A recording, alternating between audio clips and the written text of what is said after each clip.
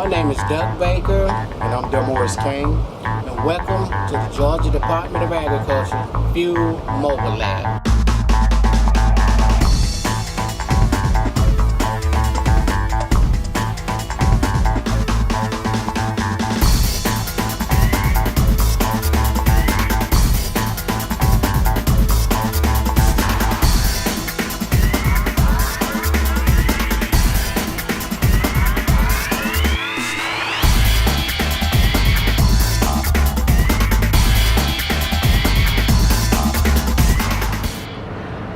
The purpose of the mobile lab is primarily to be able to get consumer complaints as soon as possible.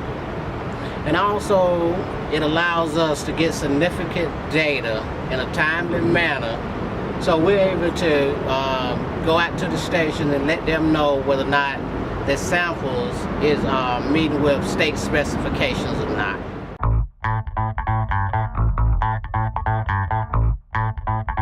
First of all, we're checking for cross-contamination of the product.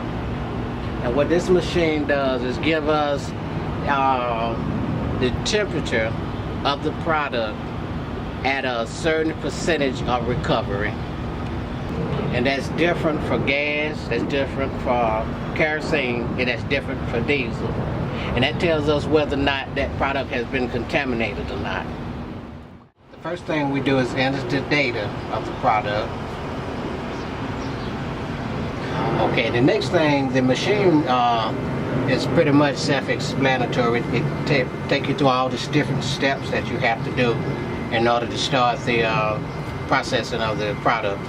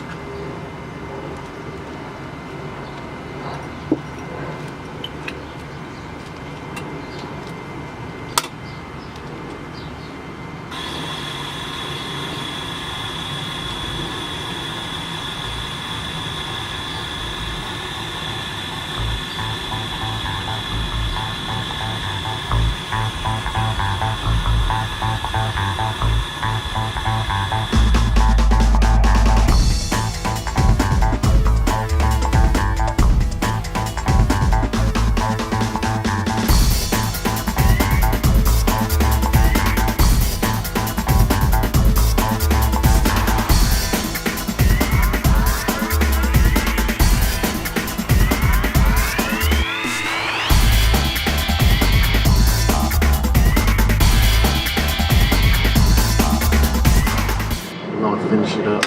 Everything is done. The results, and you just got to. Okay, man.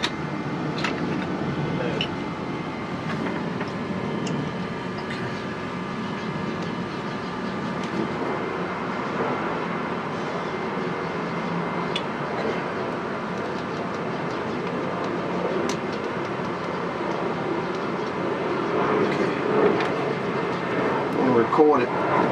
Record the results down, which, from looking at it, everything seems to be okay. Now, the difference between the distillation in diesel fuel and the distillation in gas, the diesel fuel will be at a higher, it'll initialize at a higher percentage, higher temperature.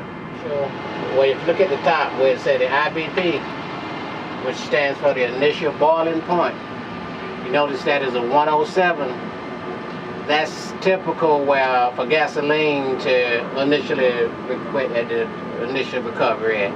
Now, had there been diesel fuel, what the initial would be is in the 300s. We also have another machine here that we do run product testing on gasoline. It's called an IROX 2000. And what we're looking for on this machine is the ethanol content. We're looking for the vapor pressure. We're looking for the octane, and different, just different other stuff for us with gasoline and all on this machine here.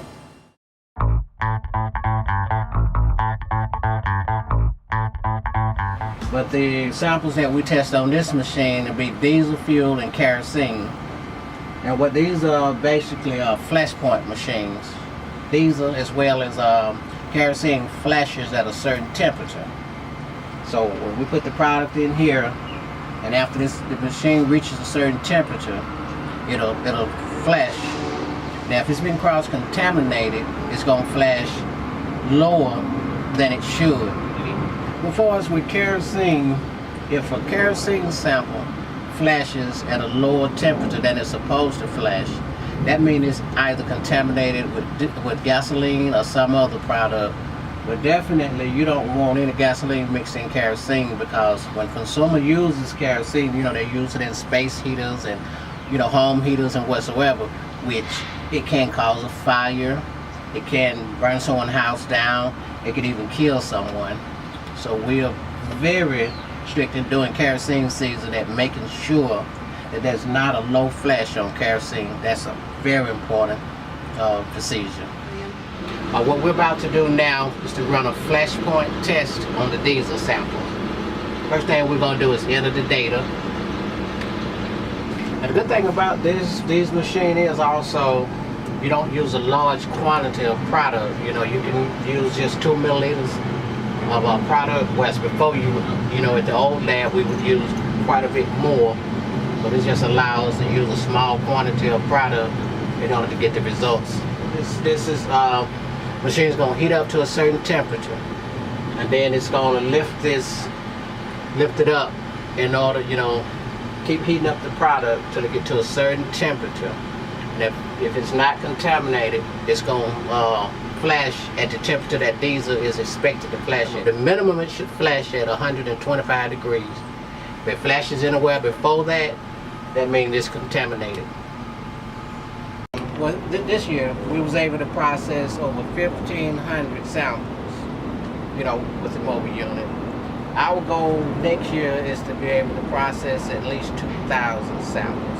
So we're trying to be able to, you know, process a little more samples than we did last year. Well, we're pretty much the first, you know, defense for us protecting the consumers up here and everything. And we have a problem that we can't solve for as any of these machines, the tests we do up here, then we'll send the sample down to Tifton, where they have more advanced equipment and, you know, able to do a better test. But so far, we protect the consumers pretty good.